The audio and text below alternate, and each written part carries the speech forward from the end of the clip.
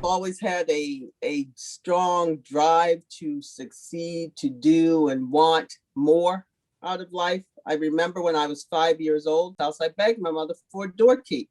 I don't need to walk past my house to go to grandma's. Can I please have a key? And after some debate, she gave me a key, which I wore in a string around my neck in my clothes up until I was about 12, where I got a purse. So that's who I was. My mother said that when people said, what was Kathy like as a child? And she would say, just smaller. My dad was a firefighter, the first of 9 African-American firefighters that entered the fire department in Baltimore City. My father had a very good job, if you will, but my father was a super alcoholic, functional, never missed work, but caused us to have a lot of financial problems as a result of it. So growing up, we were poor, often didn't have food, lots of violence, gun violence, and this is in the 60s and 70s. There was an active shooter every day. You could go outside and there's an active shooter. So I have a firsthand experience with poverty and gun violence and substance abuse. When you grow up in poverty and in the hood, if you will, with lots of violence, there is no place for fear. People will smell that, criminals will smell that. So you get rid of or hide the fear rather quickly as a child. It's more of a survival mode, I guess. You're just trying to make it through the day. When I was about 12, that's when it occurred to me that, I don't want this life for myself when I'm an adult. That's when I started thinking about, this is wrong. This is not the way we should live. So I started reading more books and listening and just writing down, not knowing that those were success principles, writing down my goals every day. When I was in middle school, which was basically a jungle, for instance, my English teacher gave us 10 vocabulary words on Monday and tested us on Friday, and that was it. The rest of the time when you were in the class, you just did whatever you want. I think I had all A's or very close to that. And a counselor saw me and invited me to the office and said, Kathy, I think you can go to this other high school. Well, I had no clue about what high school. I would go to high school in my neighborhood. And I said, okay. And he said, I want you to apply and see what happens. So you had to apply. It's a public school, but you had to get in, and it was an all-girl high school. I got to go to this high school, which is Western Senior High School. It's a very good school in Baltimore, Maryland. And it was all girls. And that was the change of my life, because I went there, the girls weren't fighting, there was no drug use. So from there, then I went on to Johns Hopkins University and completely changed I met my husband there. My husband has a bachelor's, a master's, an MD, a PhD, and an MBA. He's an African-American man. So my life completely changed. But when I look back, it's from that middle school counselor. When I was 15, I was already at the high school. I got a job in the jewelry store. So the first day I'm in there and I'm going to, sell jewelry. The owner asked me to go and get lunch for all of the people in the jewelry store. It was the owner, his wife and sister and brother, all of these adults. And Mr. Adams, I can't explain what happened, but it did something to my soul. I was thinking I was there to sell jewelry, and I felt like I was there to be a slave. It felt so detrimental to me, but it did. And I never went back. My mother thought, well, you're going to be, you're just going to be a loser. You're never going to have anything in life, because I refused to go get lunch for a bunch of people. I just didn't want to be in any kind of service kind of job in that way. I got married at 31. I was trying to avoid that as much as I could. And I had my first child at 33. So when I was 33, I had Catherine, and my husband was in medical school. It was so much fun having this child who was very, very inquisitive and talkative, and on and on. My daughter was a Rhodes Scholar finalist, and she was a Fulbright. She speaks fluent Korean and is doing extreme. She's a writer and getting her MFA on a full academic scholarship at USF right now. She graduates in May.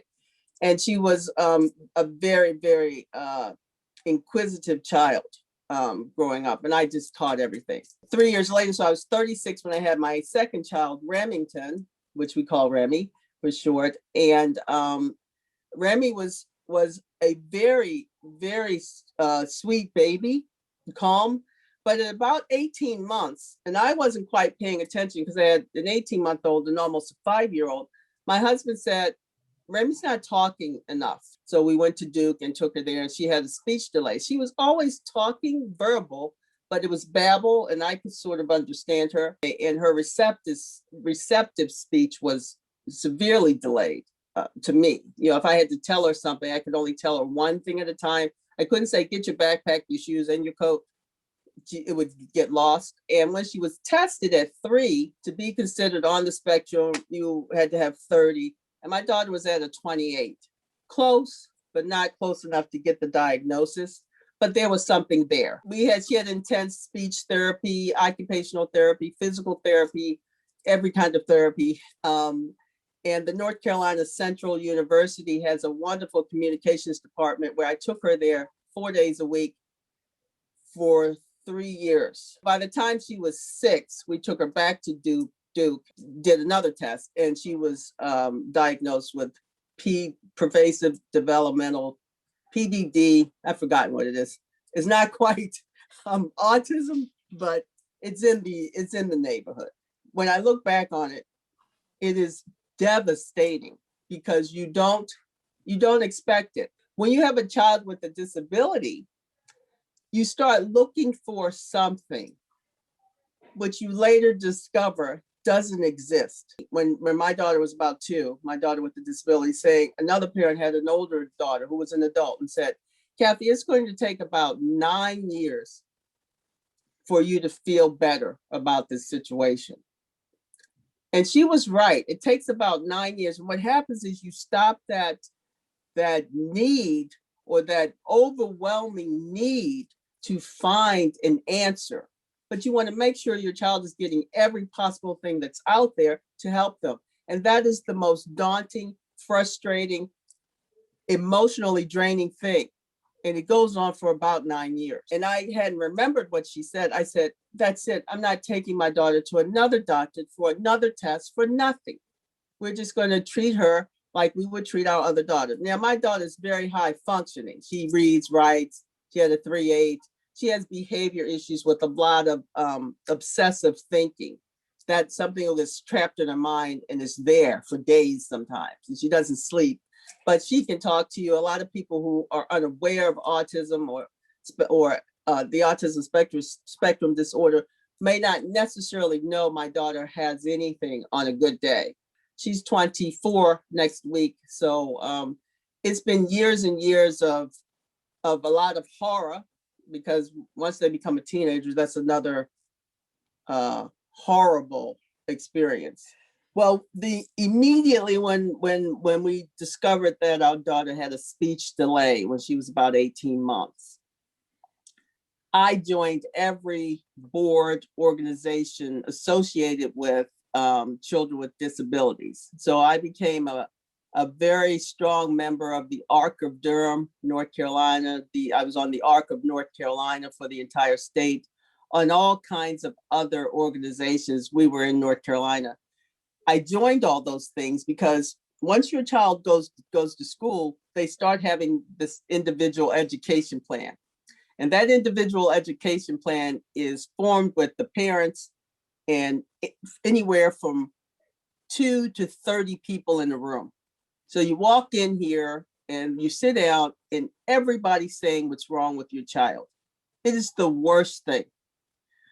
And I also became a surrogate parent in the school systems, so I could learn how to manage my own emotions and learn all there was to learn about IEP meetings. So I became a surrogate parent for people in the foster care system that was in the school system. So I did 10 IEP meetings a week.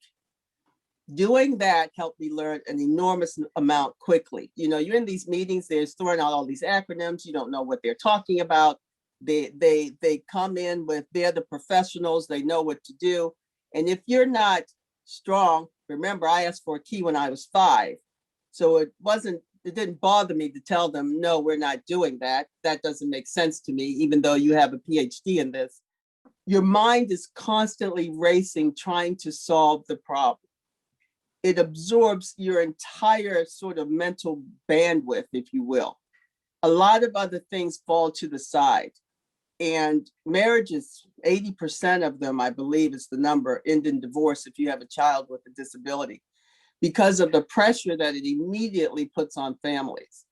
My husband and I, we agreed on everything, so that helped. And my husband also worked a lot and wasn't home, which I believe helped.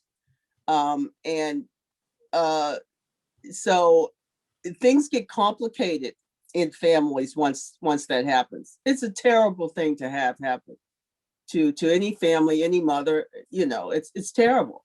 Try not to make any big decisions during this time for that 9 years at least, and know that your thoughts that you have about what you think your child needs is right, no matter what these group of professionals are telling you. You know when it feels and sounds right for your child to follow that and be unafraid to challenge those that say that they know better, because every child is different, and this sort of cookie cutter way that they go about things doesn't work. I was struggling with happiness. And finally I said, you know, happiness really isn't a realistic goal for us. You can't be happy when you watch your child struggling every day. It's very difficult. You have to learn how to put happiness aside and work on dealing with what is in reality. And this is a true statement for me. I don't know how others will feel, but you're really only as happy as your saddest child. Trying to be positive about things, yes, but happiness, no. A lot of people don't like when I say that because people are striving to be happy. But I've decided it's just not a realistic goal for my situation, my current life. When she was 18, she basically, the bottom basically fell out. What happened was our daughter became highly agitated. She would physically fight me and her father and her sister. Could not, and one of the symptoms of autism is you just cannot control your emotions. Could not control any measure of frustration. Was screaming and running through the house most of the time. Would not sleep, would go days without sleeping, or sleep 1 hour, up 10 hours, sleep 2 hours, up 3 days. We couldn't function. So we had to find a way to get her own house. She couldn't live with us because believe me, you can't accommodate not sleeping. We tried. As human beings, you have to sleep.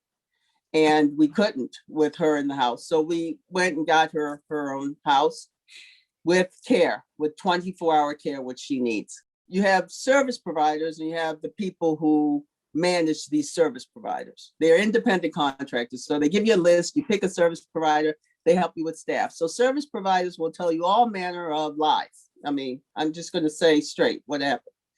They told me, yeah, she can have 24-hour care. When we got her the 24-hour care, Bert and I got her a place to live, and we were ready to go. At 4:30 the night before she was moving out, they called and said, you don't really have 24-hour care. The service provider said they would said that only because they're thinking you'll get 18 hours of care and she'll go to a day program for 6 hours. Well, my daughter, as I said before, can't go to a day program. That would totally bore her to no end and just wasn't for her. And she has the right not to go. As a person, a lot of people in these agencies forget that she has a right to choose where she wants to go or not, and she did not want to go. So that fell through. They said I had to put in what's called a significant additional needs application, saying we needed the 24-hour care versus the 18. We did that. 4 months went by and nothing. I kept saying, what's going on? Oh, it's still in review. So at 4 months, I had it. It was 3:30 in the morning. My daughter finally went to sleep after days of being up. We were completely out of our minds. So I wrote a letter to the Health and Human Services Secretary. It was Tom Price at the time. This is 2017. And everyone else I could think about in Florida, the governor, everyone. It was about 75 emails. And I sent it, saying that I wanted this resolved and I wanted it resolved immediately. At 9 a.m., The Health and Human Service Secretary office called me from DC. It never happens. I don't understand it. I nearly fainted. And this lady said to me, Kathy, we got your email. We want you to call the Administrator on Disabilities at 10 a.m. for the entire country, this person. I said, okay. So I called at 10 a.m. She answered. I almost fainted again because no one answered the phone. And this is what the lady said to me.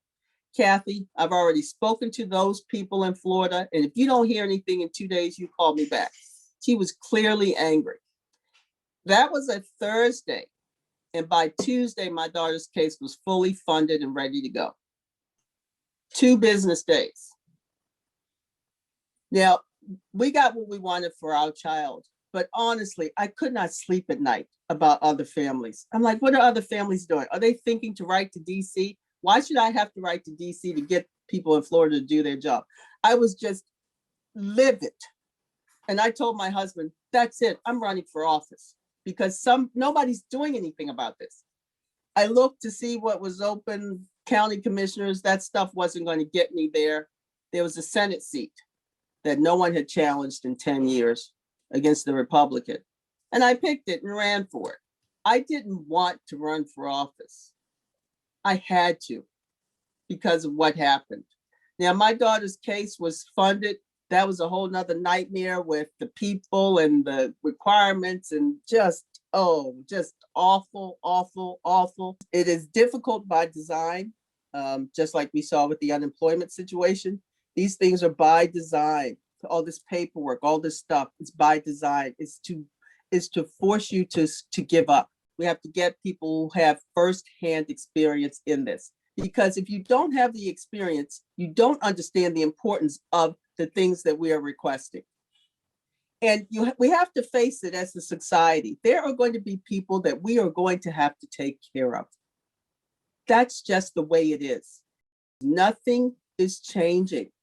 I can call the Agency for Persons with Disabilities, which I have done, and have one question and get transferred to 5 different people and get 5 different answers. That is a fact.